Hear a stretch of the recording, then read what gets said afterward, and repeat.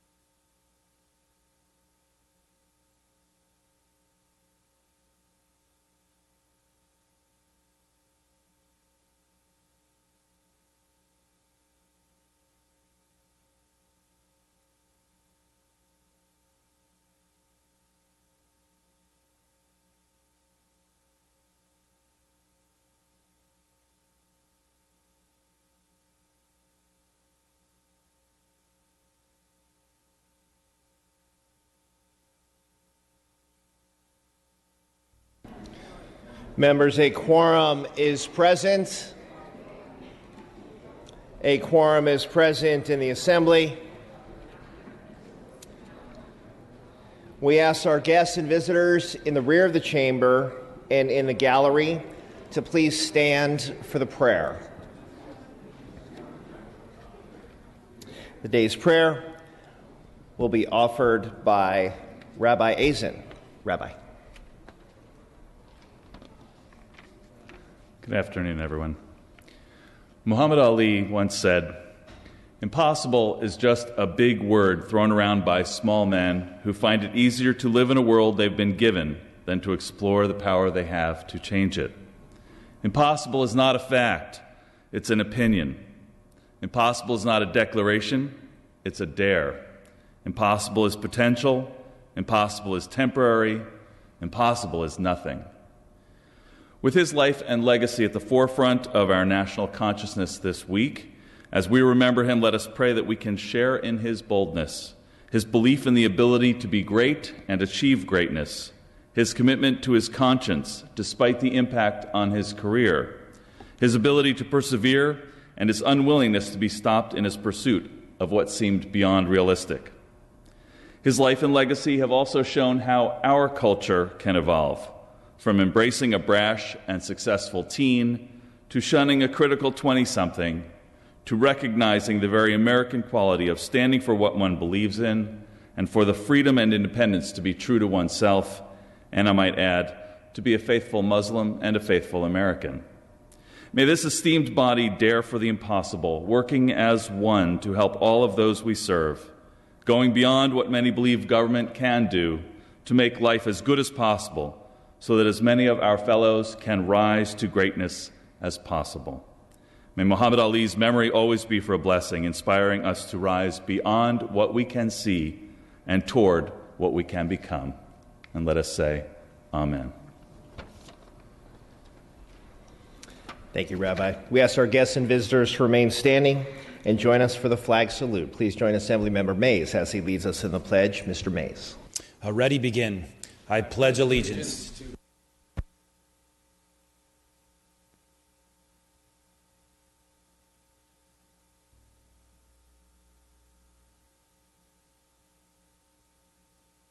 Thank you. You may be seated. Reading of the previous day's journal. Assembly Chambers, Sacramento, Thursday, May 26, 2016. The Assembly met at 7 a.m. Honorable Shannon L. Grove, Assembly Member, 34th District Presiding. Mr. Calderon moves and Ms. Waldron seconds that the reading of the previous day's journal be dispensed with. Presentations of petitions, there are none. Introduction and reference of bills will be deferred. Reports of committees will be deemed read and amendments deemed adopted. Messages from the governor, there are none. Messages from the Senate, there are none. Moving to motions and resolutions, the absences for the day. For personal business, Assembly members Alejo, Bonilla, Chang, Christina Garcia, O'Donnell, and Steinorth. Mr. Calderon, you are recognized for your procedural motions. Thank you, Mr. Speaker. I request unanimous consent to suspend Assembly Rule 45.5 and allow Assemblymember Burke, Grove, and Weber to speak on an adjournment in memory today. Without objection, that request is granted. Thank you, Mr. Speaker. At the request of the author, I am giving a one-day notice of intent to remove file item A17 SB 441, Leno, from the inactive file. The clerk will note.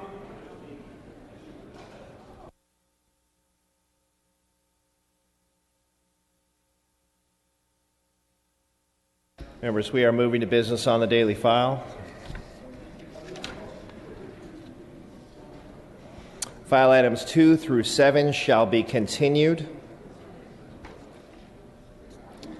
On Assembly third reading, file items 8 and 9 pass and retain. We are moving to file item number 10. That is ACR 112 by Mr. Hadley. The clerk will read. Assembly Concurrent Resolution 112 by Assemblymember Hadley relative to the State Air Resources Board. Mr. Hadley, you may open on the resolution. Members, please give your attention to Mr. Hadley. Thank you, Mr. Speaker. Thank you, members, for your attention. I'm pleased to be presenting ACR 112. This resolution is primarily an acknowledgement and a thank you to the California Air Resources Board for their exemplary work and tenacity in uncovering significant corporate fraud. Specifically, the ARB played an instrumental and proactive role in initiating testing and providing support for resulting studies that uncover the use of emission defeat devices by Volkswagen on certain diesel-fueled vehicles. These so-called defeat devices allowed Volkswagen vehicles to seemingly meet emission standards when in fact emissions and real driving conditions were well above legal levels. Let's call this behavior by Volkswagen what it is: fraud. Fraud of regulatory bodies, fraud of drivers, car buyers, and worst of all, fraud of all of those who rely on technology and enforcement of legal standards to protect the quality of the air we breathe. As the only state agency to take the initiative and pursue this issue, ARB effectively put an end to this practice that had impacts both in California and beyond. ACR 112 acknowledges and commends ARB for their dedication to air quality in California and thanks them for their hard work on this issue. I respectfully request an aye vote and ask that the roll be open for co-authors. Thank you, Mr. Hadley. Seeing no discussion or debate on the item, Mr. Hadley is asking the first roll be open for co-authors. With that, clerk will open the roll. Members, this is for co-authors. Co-authors on the resolution. This is for co-authors, members. There are 45. Clerk will close the roll. There are 45 co-authors added, and without objection, we may take a voice vote on the resolution. All those in favor say aye. Aye. Opposed say nay. The ayes have it. The resolution is adopted.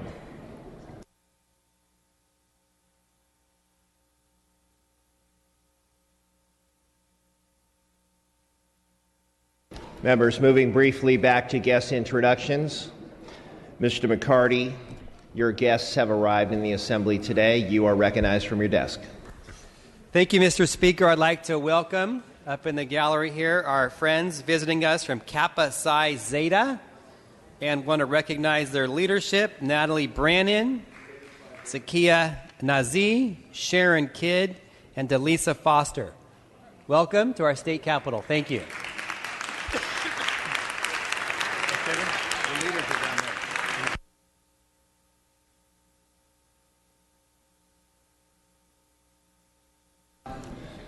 Members, back on the file items 11 through 13, pass and retain. We're moving to file item 14. That's ACR 184. The clerk will read. Assembly Concurrent Resolution 184 by Assemblymember Salas and others relative to Portuguese National Heritage Month. Mr. Salas, you may open. Thank you, Mr. Speaker. Members, ACR 184 declares the month of June as Portuguese National Heritage Month in recognition of their significant contributions in California and the entire world. Every year on the second Saturday of June, thousands of celebrations are held in honor of the Holy Spirit and Portugal's National Day. I know there are several of these that occur here in California, up and down the entire state. I have several in my district in Hanford, Lemoore, and Stratford. I'd respectfully like that the first roll be open for co-authors, please. Thank you, Mr. Salas. See no discussion or debate on this item. Mr. Salas is asking that the first roll be open for co-authors. With that, clerk will open the roll. All members wishing to add as co-authors. This is for co-authors on the resolution. It's for co-authors, members.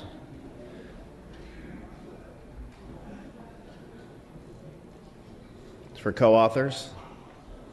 Clerk will close the roll. There are 55 co-authors added. Without objection, we may take a voice vote on the resolution. All those in favor say aye. Aye. Opposed say nay. The ayes have it. The resolution is adopted. Mr. Salas, back to you for your guest introduction relative to this resolution. Thank you, Mr. Speaker. Members, please welcoming a couple of our ghosts from Kings County, from Hanford. It's Anthony and Linda Silvera. Thank you guys for joining us.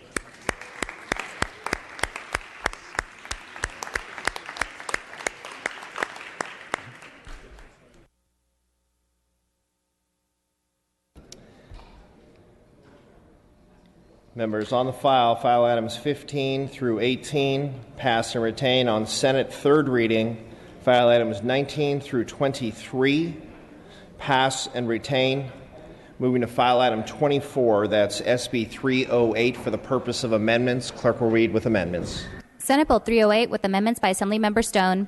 Mr. Stone on the amendments. on the amendments. Thank you, Mr. Speaker. And members, these amendments address certain issues in the bill that the author has been trying to clean up working with the opposition. I ask for your aye vote on the amendments. Ms. Waldron, for what purpose? Thank you, Mr. Speaker. We oppose the amendments. Ask for a roll call. Ms. Waldron is withholding unanimous consent on the amendments. This is going to be a roll call vote on the amendments. Members, the clerk will open the roll. Members, this is on the amendments to SB 308. Requires a majority of those present and voting to adopt the amendments. All members vote who desire to vote on the amendments. Majority of those present and voting.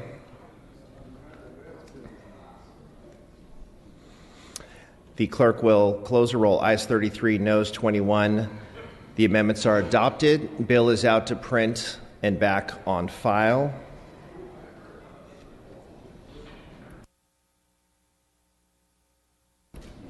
File item 25 is SCR 128. Clerk will read. Senate Concurrent Resolution 128 by Senator Mendoza and others relative to the Buffalo Soldiers. Ms. Burke, you may open.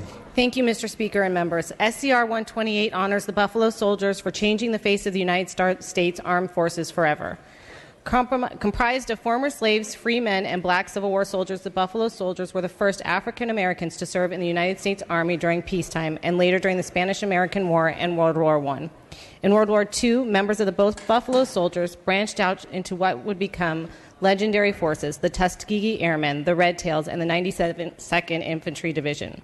Today, their bravery, their skill, their integrity, and their love of the country have left an inspiring legacy that speaks to the sense of excellence, potential, and patriotism shared by all Americans. I respectfully request an aye vote on SCR 128. And Ms. Burke, would you like co-authors on the resolution? No co-authors? See no discussion or debate on this item, we may take a roll call vote on the item. All those in favor say aye. Aye. Opposed say nay. The ayes have it. The resolution is adopted. File item 26, SCR 141. Clerk will read. Senate Concurrent Resolution 141 by Senator Nielsen and others relative to Slavic Heritage Day. Ms. Gaines, you may open. Thank you, Mr. Speaker. Good morning, members. For thousands of years, the Slavic people have sustained a cultural diversity that showcases the rich traditions of the Slavic ethnicities represented within the modern-day European nations of Russia, Ukraine, Belarus, Bosnia, Herzegovina, Bulgaria, Croatia, Czech Republic, Macedonia, Montenegro, Poland, Serbia, Slovenia. Since the first Slavic settlers and traders set a foot in what is now Alaska and settled on the Aleutian island of Kodiak in 1784, the Slavic people have been contributing to the culture and history of the United States and have achieved great success. They've strengthened our country and helped shape the American way of life through their deep commitment to faith, family, and the community. Whether Slavic immigrants were fleeing oppression or persecution or simply pursuing better lives for themselves and their families, the desire to live in peace and eventually enjoy liberties was so dearly valued that it drew generations of Slavic immigrants to the United States. The Slavic American community has brought invaluable cultural contributions to California. To collectively advance the participation of Slavic American businesses and ventures, the Slavic American Chamber of Commerce was established with the mission to provide services for and to facilitate the growth and success of businesses throughout California. Slavic Heritage Day is the time when the rich history of Slavic Americans is celebrated and their contributions are honored. Please join me in recognizing May 24th, 2016 as Slavic Heritage Day. Thank you. Thank you, Ms. Gaines. Mr. Cooley, you are recognized. Colleagues, I'm delighted to rise in support of this outstanding measure. The Sacramento region has become a part of California with just a vast array of persons of Slavic descent. In 2010, when my city became an All-America city, we were recognized in part because in our city we had organized a day for families of Russian and Slavic heritage to spend a Saturday when entire families would get together and discuss in their native tongue what it would take to succeed in America, skills-related success in America, how to weave them into the American fabric. And it was a vital part of why we were recognized as All-America City. In my district, the A.M. Wynn Elementary School, for a long time, was the school in Sacramento County with the largest Slavic population. And when you reflect upon the power of this heritage, I think of a young family from Rancho Cordova. They lived in not good housing on Coloma Road.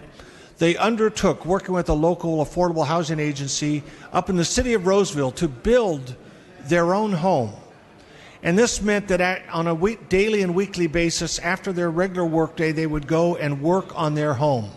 And I went there on the day that the family moved in, and they described how they would work all day at their jobs and then go and work in Roseville and work on Saturday and work on Sunday after church.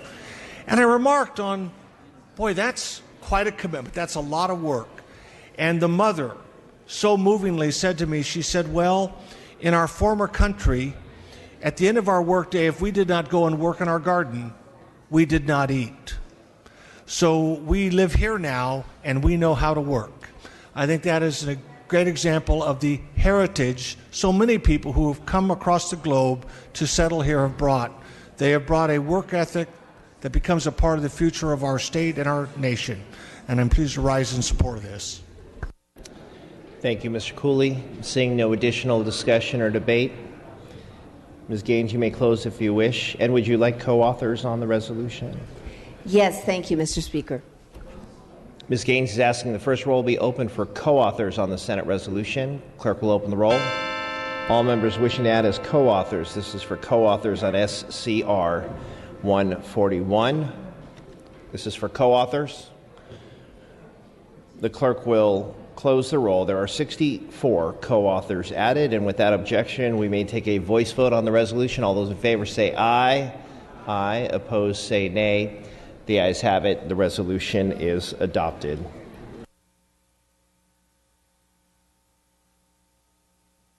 Members, we are moving to announcements and adjournments in memory. The following members were granted prior permission to speak on an adjournment in memory. Members, we would ask that you take your seats and please give your respectful attention to your colleagues.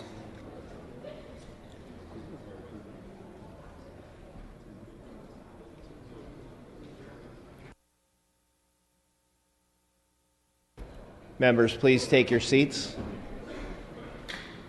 Please take your seats, members.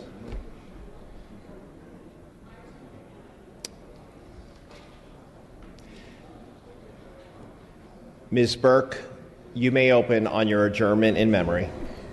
Thank you, Mr. Speaker and members.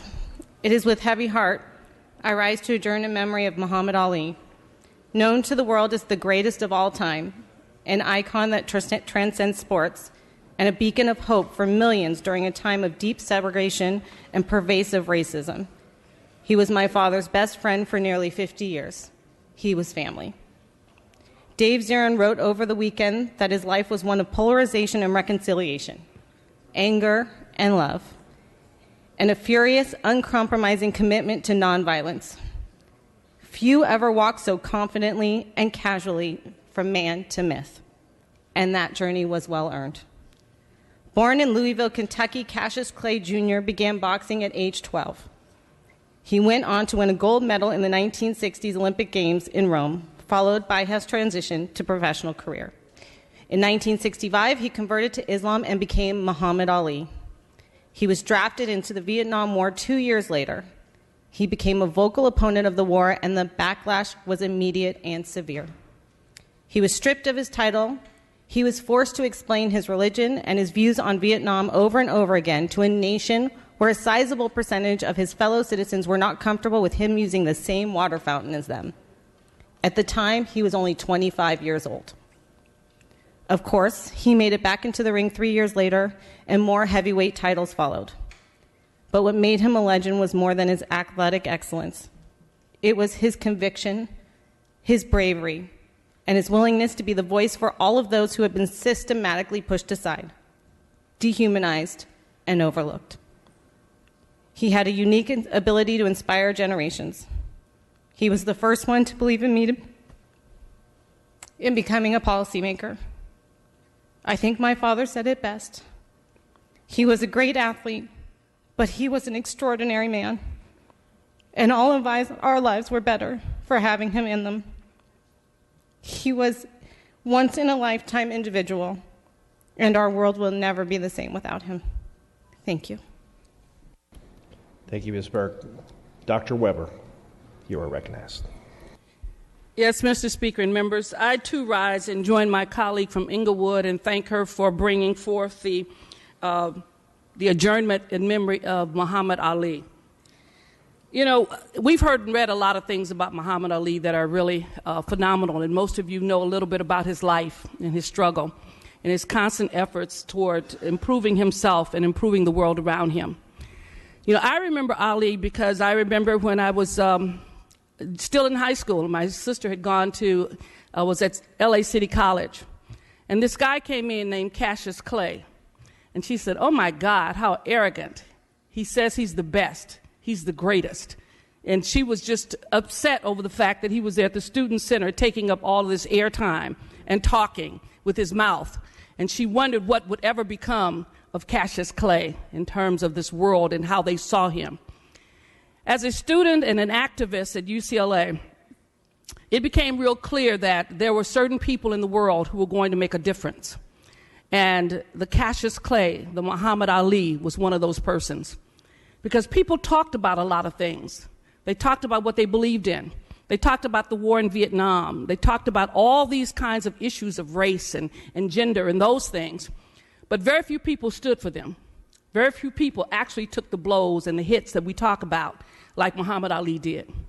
There were many who believed in the war and they ran away to Canada to express it. But Muhammad Ali did not. He stood firm on his beliefs. He took the attacks on him personally. He took the attacks financially in terms of losing his title, taking his title away. His ability to earn a living was taken away. And yet he still stood firm. And he became really a symbol for us in the Black Power movement at the time, that there are things that sometimes you just have to do, that you have to stand for, you have to be firm about. And it's not always easy and it's not always convenient, and he wasn't always loved by everybody in this country. They saw him as a traitor, as an enemy. They were upset that he wanted to change his name as if they felt his, quote, slave name was not good enough for him, that he was insulting his family. And many newscasters refused to call him Muhammad Ali. They continued to call him Cassius Clay to define him.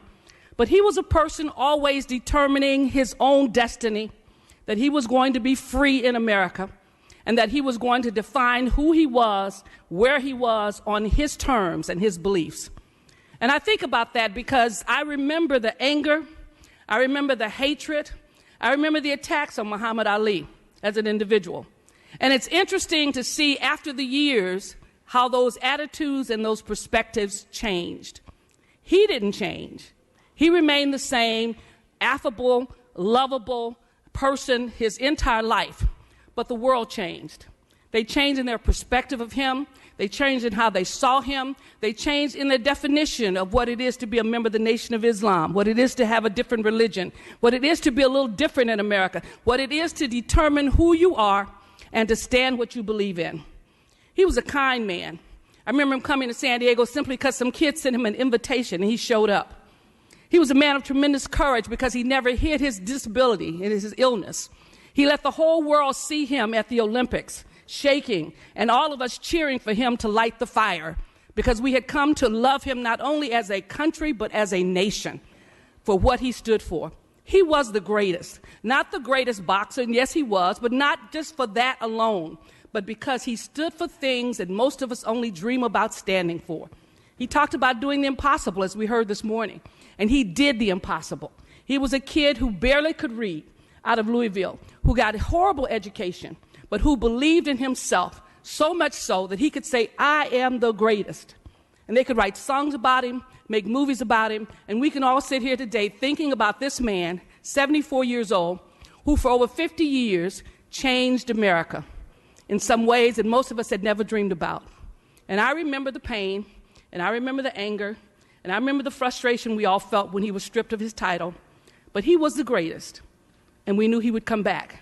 And so whether it was the Thrill of Manila or the Rumble in the Jumble, we were all there with him, cheering on, because when he won, it was our personhood. It was us fighting for what we believed in. And he stood firm, and they never crushed him.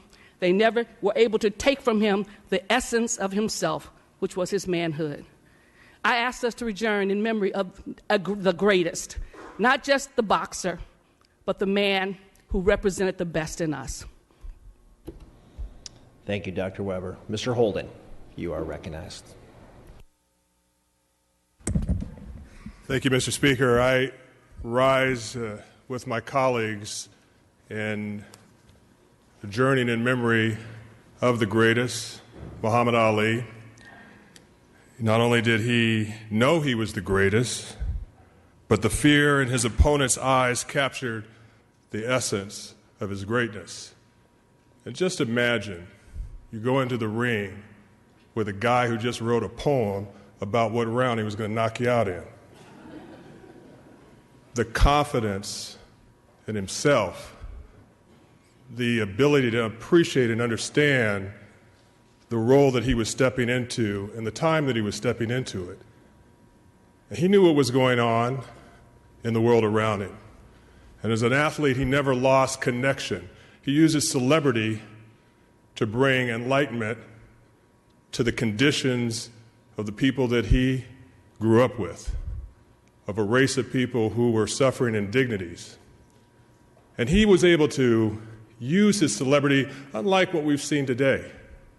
Athletes have celebrity, they have the ability to influence, but they don't step into the light and use it in the way that it can be used, as Muhammad Ali was able to do. Like many, I was devastated to hear of his passing and could not believe a man with such great strength is no longer with us. But even up to his passing, he maintained his fighting spirit, and it was the fighter in him that allowed him to fight for all of us outside the ring. He fought for equality. He fought for justice and peace. He fought against senseless wars. And most importantly, he fought for what was right. His fight outside the ring would eventually cost him many of the things he worked so hard to achieve, and this fight revealed the many sacrifices he made for human dignity and civil rights. His courageous and contagious, colorful spirit was always on the world stage for millions of people to watch and admire. Muhammad Ali's influence on an entire nation, an entire world, has been significant. He became the change he wished to see. He changed the world for the better, and he made us all believe that we could be great also. I send my sincere condolences to his family, and may the greatest fighter of all time rest in everlasting peace. Thank you, Mr. Holden. Thank you, members. Ms. Grove, you are recognized for your adjournment in memory. Thank you, Mr. Speaker. Members, I ask that you adjourn in memory with me to celebrate the life of Charlie Beard, who passed away on May 21st at the age of 77.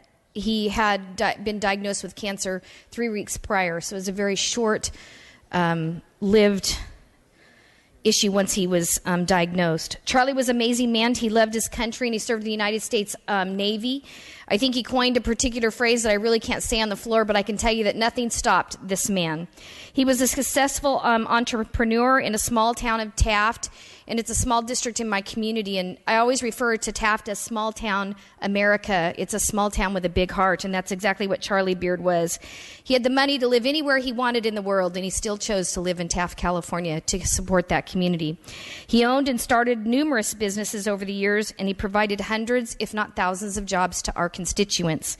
One of the best last ventures that brought to Charlie's attention was to successfully restart and build the Kern County NASCAR raceway track.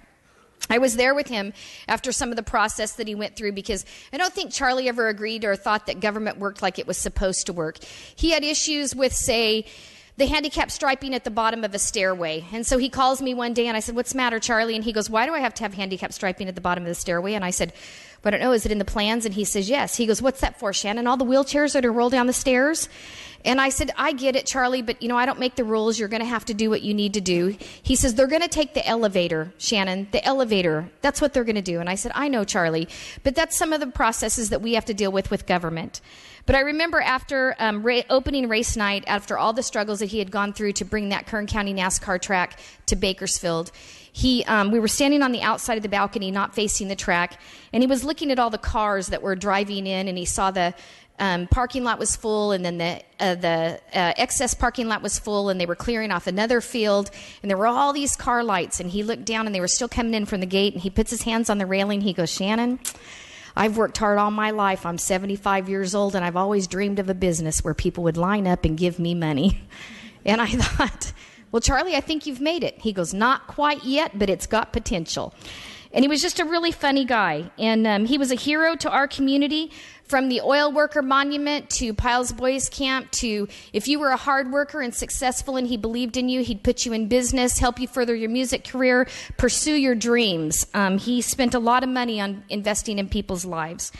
He's someone that rescued so many people and put them on a pathway to success.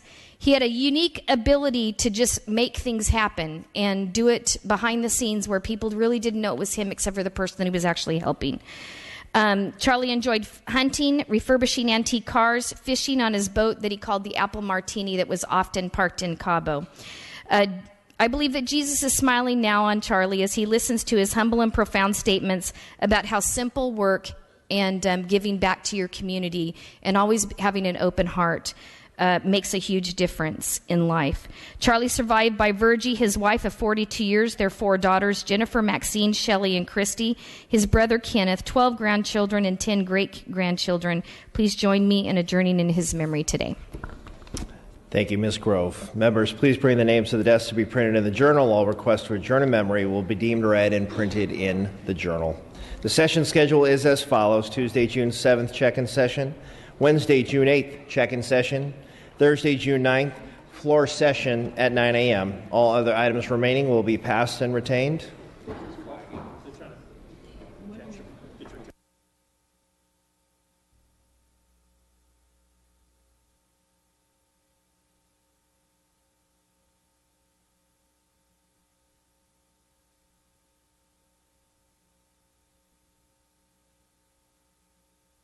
Correction, members. Tuesday, June 7th, no floor session, no check-in session. Wednesday, June 8th, no floor session, no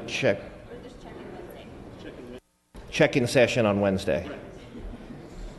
This is tomorrow. There's no floor. So Wednesday, June 8th, check-in session. Thursday, June 9th, floor session at 9 a.m.